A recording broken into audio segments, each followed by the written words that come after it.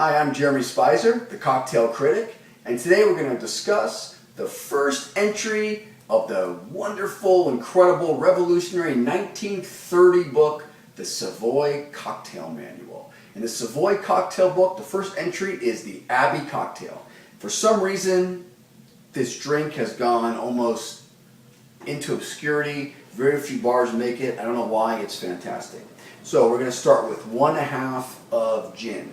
Now the gin I suggest is London dry gin, such as Brokers or Beefeater or Boodles, but it's a different drink if you make with Old Tom gin. You can do that, but for this, let's start with a London dry. The Old Tom gin drink makes it a little different, a little sweeter, but I think a little more authentic if we use a London dry. Brokers is a fantastic recipe.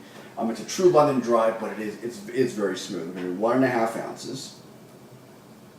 Now, if you've been watching my videos, you notice that I do like to build in the glass without ice first, especially when you're at home and you have the time, you're not at a bar being rushed.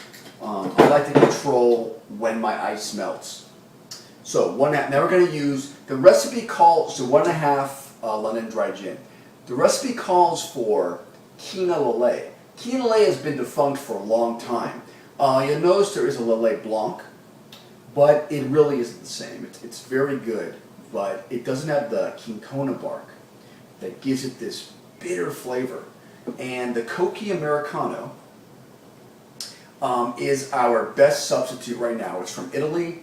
It's an aperitif wine that is fantastic. It's pretty much Lillet with the bitter and a little more of the herbal taste. I think it's fantastic. It's even good just on the rocks. We're going to use this, and it's in the Corpse Reviver 2 recipe. I have a video of that. Now we're going to use 3/4 of this. And you do want to measure this. We're not making, Long Island iced teas here. We're not making, Cape Cods, where we want to measure it. Now it's 3/4 orange juice. So I like this citrus press here. And this is a stainless steel citrus press. You can get on Amazon. It is fantastic. You really need to get one of these. You can use a citrus press where you just do it by hand, but I'm going to do this. It's only 3/4 ounce. Another thing is when you press it on the fruit like this, you're also getting some of the oils off the peel. So we're going to do 1 ounce of fresh orange juice. And I'm sorry, but juice in a bottle, really, it just doesn't cut it. It starts to become acidic in a matter of hours. I'm not saying it's bad for you, but there's an acidic taste.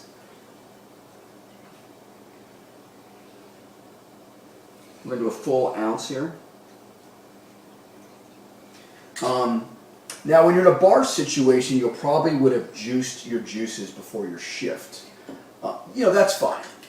But when you're at home, you have the luxury of doing this right here and taking the time making the drink. So do 1 ounce of fresh squeezed orange juice. And we're going to do 2 dashes of the infamous Angostura bitters. I like to do 2 big ones. Okay? Now we're going to add our ice. So I like how I can make the drink, and I'm talking to you right now, so I'm taking longer than usual. And I can control when I'm going to melt the ice. So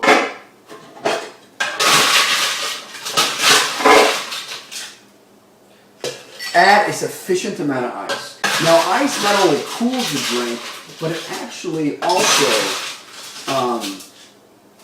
dilutes it. And you do want to dilute the drink. It seems a lot of people seem to not understand how important it is to dilute the drink. And I think there is some type of chemical reaction that occurs when the H2O is mixed with the liquor. But really, the dilution and cooling the drink is what matters. And you're going to shake. Let's go.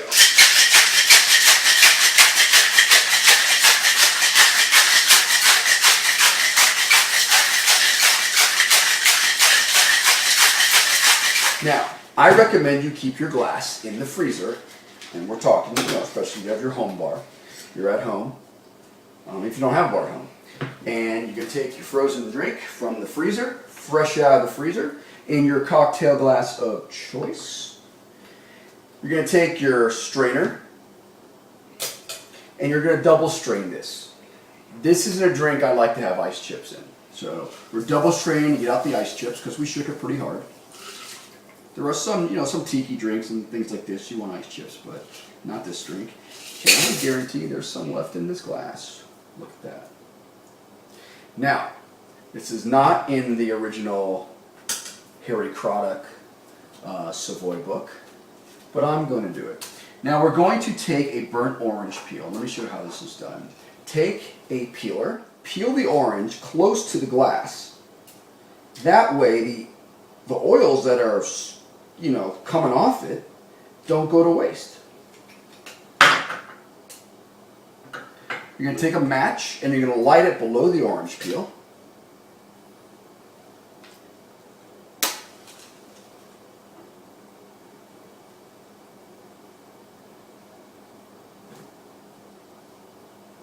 And there you go.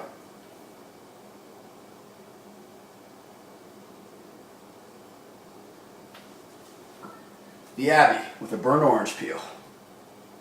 You wanted the oils to go to the match into the drink. The Abbey cocktail.